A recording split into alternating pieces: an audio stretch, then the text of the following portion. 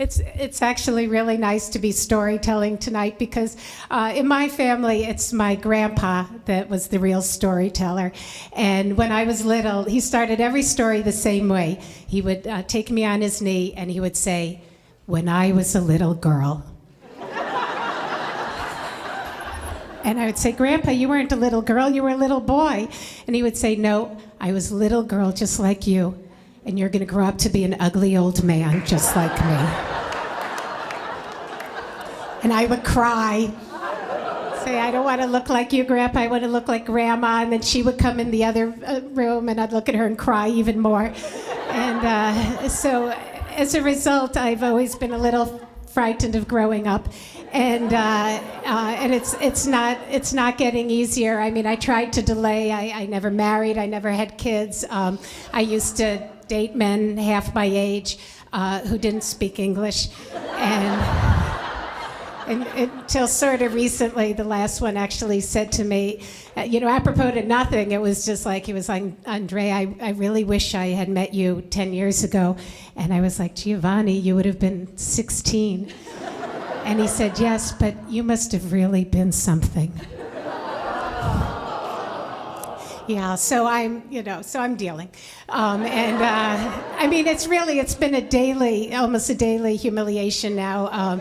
The boys downstairs from me, Jonah, who was turning 24, invited me to his birthday party. And I was thrilled to be included. I love that my building gets along. And it was Friday night from 8 to 12, so I thought, okay, I'll go down at 10 and I'll bring him a little gift and stay for 20 minutes and go back upstairs. And so this was a few Fridays ago, and I come downstairs, there's 30, 40 people there, I don't know, and the party comes to a screeching halt. I mean, if there were a record player, you could have heard it go, and the first guy comes up to me and he goes, "Are we making too much noise?" And I didn't even get what was going on. I'm like, "Oh, make all the noise you want. I live upstairs." And the second guy goes, are you calling the cops?" And I sort of sheepishly said I was invited. And at which point a guy comes out of the kitchen and he does a beeline towards me and he goes, "Hi, are you Jonah's mother?" At which point I just said, "Yes, I am." And mind you, this is San Francisco, so Jonah has two mommies, and in 5 minutes I was variously mistaken for a psychotic neighbor that would be calling the cops at 10 o'clock on a Friday night to the lesbian mother of the birthday boy. I mean, any of which I could have been. I felt like grabbing the last guy by the collar and go, "Listen, there was a time when I came into a party that had started," which isn't true, but it was just, it's making that transition. I mean, why, if he was mistaking me, why couldn't I have been mistaken for kind of the cool older lady upstairs that was bringing the drugs? So what I've been trying to do is work through the issue of being mistaken for somebody's mother almost every day now. And I thought the only way I could do that is actually to come to terms with my own mother. Unlike Caitlin, my parents aren't Mormon, they're Jewish. So I'm in therapy, and I'm in therapy. And I love my therapist, Dr. Nanek Gartrell. She's the only person in my life that I've ever gotten pure, unconditional love from. I mean, I have to pay her, but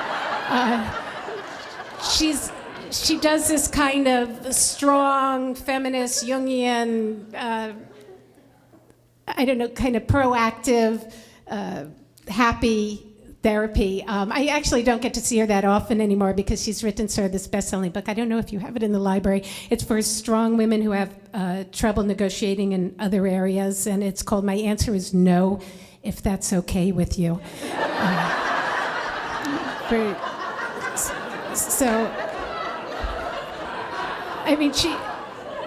She gives lovely advice, like, for example, if I'm still calling somebody like Giovanni, who I shouldn't be calling anymore, she tells me when I get the urge to scrub my bathtub, the urge will pass, and I'll have a clean bathtub.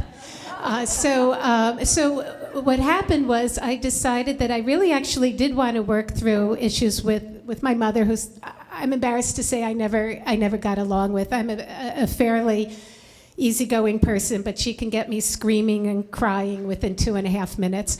Does anybody else have a Jewish mother? So, okay, so you know from. Okay, so, I was going to be, and after 10 years of therapy, I've been able to go from being with her 2 hours to like up to 2 days. And I was going to be going this, actually this is sort of a serious part of the story, but I'm hoping it will save you thousands of dollars in therapy. I'm going to share something I learned that is kind of this magic phrase, but a few years ago, my mother's husband that she had been with for 20 years, not my father, but after my father, he was dying, and I was going down to spend a week with them and trying to help. And I went to my therapist and I said, how am I gonna deal with my mother? I don't want to be fighting with her. It's not the time. I want to be helpful. But when she starts in on me, like, what are you doing with your life? Why are you writing puzzles? Why don't you go to law school? I'm in my 50s. It's like, it's not too late. And Nanette sort of looked at me and she said, well, when she starts in on things, just look at her and say, I'm sorry you're upset. What can I do to help? And I was like, oh, that is so not me. I'm not really one of these, I feel what you're saying and I hear what, she said, you can put it in your own words. And so she goes, just try it. And I was like, I'm sorry you're upset, but you're fucking crazy. And she was like, no, I'm sorry you're upset. What can I do to help? And I'm like, I'm sorry you're upset, but, don't take it out on me. And she just says, no, you say you're sorry. And I said, well, the thing is, I'm not sorry. She's sort of upset, if her husband's dying or if you ate the last piece of cheese that she was saving. So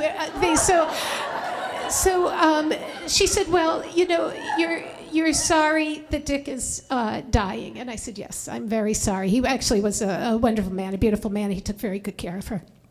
And she said, well, that's what you're saying you're sorry for. And then you just ask, what can I do to help? And I was like, okay. So I go down, and it was a very dramatic and rough and sad time. And they would send me out for Band-Aids. I'd come back with 1.5 inches. They wanted 2.5 inches. I'd have 2 boxes. They really only wanted 3. And, it was like I could do no right. And by the third day, things were starting to build to a head. And I don't remember what they sent me out for, but I came in, and my mother just grabbed whatever I had and said, "Ugh, you're finally back." And the old me would have said, can't you just say thank you or hello or whatever, but instead, she just kind of went, you're finally back, and grabbed what I had, and I took a deep breath, and I looked at her, and I said, I'm sorry you're upset. What can I do to help? And my mother froze, and she looked at me, and she burst into tears, and she said, what do you mean? You've been so helpful. We don't know what we would have done without you. We can't believe you're here. We love you so much, and we've always loved you. And I'm standing there thinking, are you telling me that for the last 40 years, all I had to say was, I'm sorry you're upset, what can I do to help? And it has saved my life, and I now actually get along great with her. She's in her 80s, she's alive, she's well, and she's never caught on. Whenever it's getting a little whatever I say, and the tears, and she tells me how much she loves me. And so what I want to do is, since not everybody can go to Nanette, I thought maybe we could just sort of try it as a group, so you'll have that in your arsenal of ways to deal with difficult people. So how about on the count of 3, I'm sorry you're upset, what can I do to help? So 1, 2, 3. I'm sorry you're upset, what can I do to help? Nothing. You've been great. I love you.